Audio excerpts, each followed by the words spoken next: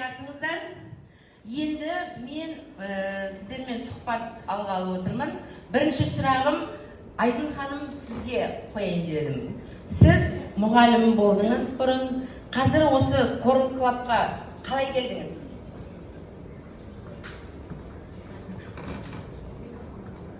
Құрметті Coral Club компаниясының серіктестері, қадірменді көшбасшылар және қаламыздың қонақтары, бүгінгі алғашқы өтіп жатқан презентацияға қош келдіңіздер.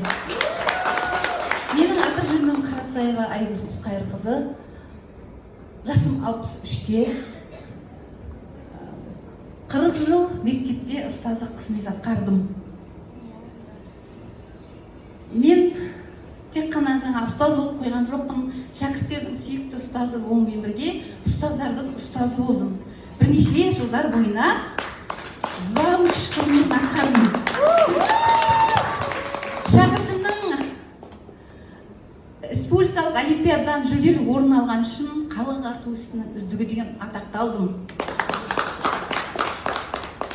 Қазақстан Республикасы Білім Министрлігінің құрмет грамотасын алдым. Одан да басқа менде бір бет ақ қағаздың бірнешеуі болды.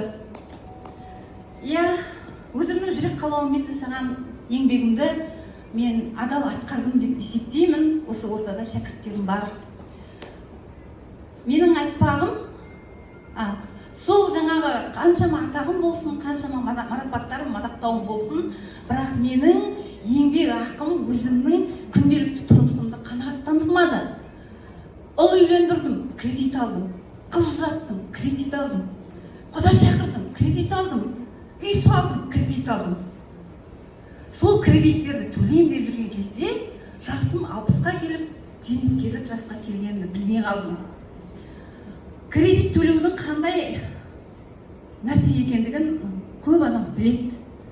Сондықтан да айтқым келгені, ұстаздар бар ма осы жерде? Кім мұғалім? Қол көтерейікші? Бар десін. Қысылмаңдар, көтеріңіздер, қолдарыңызды көтеріңіздер, жоғары көтеріңіздер. Себебі мұғалім ең мақтаныш ететін мамандық қой. Бірақ заманның жағдайына байланысты кредиттің несіне кіруге мәжбүр болды қой. Енді сөйтіп жүргенде зейнетақыға қашан жетем екен, шаршадық жұмыстан, қаржыдық, денсаулығымыз сыр бере бастады.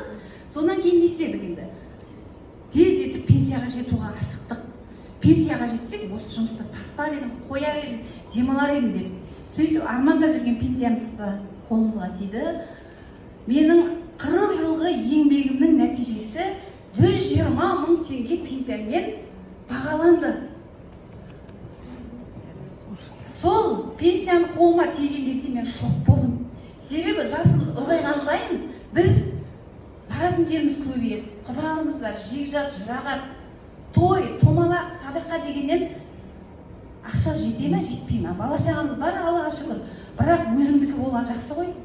Мені осындай судан шыққан балықтай тыпырлап қалған кезінде осы жағдайдан құтқарған мені сетевой әлемі.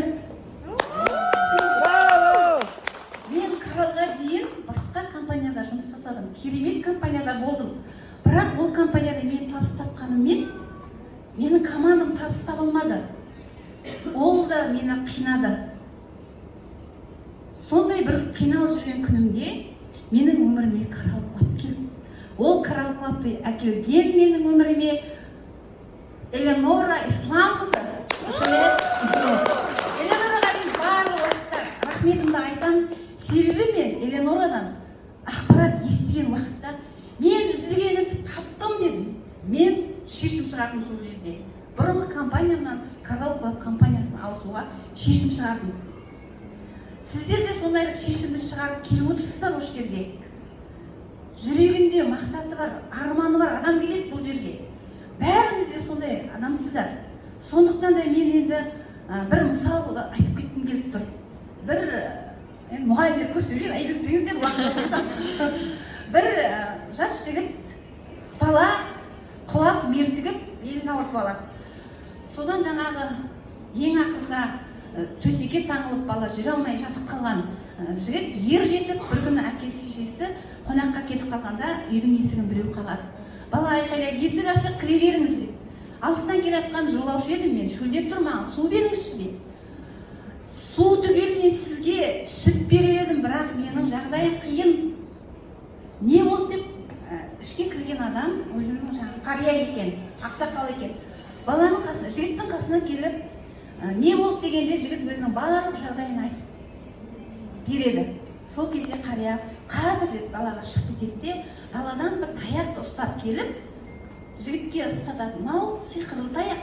Осы таяққа сүйенсең, сен жүріп кетесің дейді. Сенер сенбесін білмеген жігіт ойланып отырады да, тәуекел етіп, таяқты ұстап, орнынан тұрған мезгілде өзінің қалай жүріп кеткенін байқамай қалады. Сөйтіп, ана кісіге суға келіп тұрғанын да байқамай қалып, қуаныштан жылап, ана кісіге рахметін айтқан кезде қария айтады: сен мына таяқтың ешқандай сиқыры жоқ дейді. Бұл сырттағы күйіктің сабы. Сен осы уақытқа дейін ешқандай тәуекел етпедің. Сиқырлы таяқ деген сөз сенің миыңа жетіп, сенің ойыңды қозғап, сен тәуекел етіп, міне осы таяққа сүйеніп, өзіңнің жаңағы арманыңды жүзеге асырдың дейді. Бұл мысалды мен не үшін айтып отырмын? Бұл жерде қария сізді осы компанияға шақырған наставник. Сиқырлы таяқ Корал Клаб компаниясы сіздің арманыңызға жеткізетін, сіздің ойлаған мақсатыңызға жеткізетін компания. Тәуекелге бел буып, шешім шығарып келдіңіз бе? Сіз де сиқырлы таяқты Корал Клабты қолыңызға ұстадыңыз ба? Арман мақсатыңызға жетесіз.